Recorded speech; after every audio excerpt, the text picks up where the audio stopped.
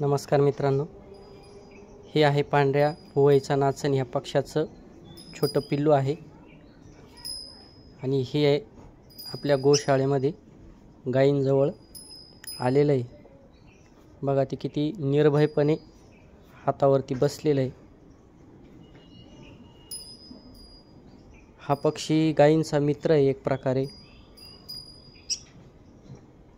हा पक्षी गायींच्या अवतीभोवती असलेल्या माशा, तुडतुडे, कीटक यांना खाऊन आपली उपजीविका करत असतो।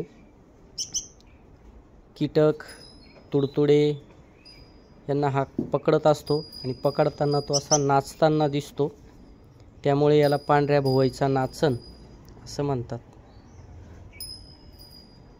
बघा हे छोटंसं पिल्लू आहे आणि हे आपल्या गायींजवळ येऊन बसलेलं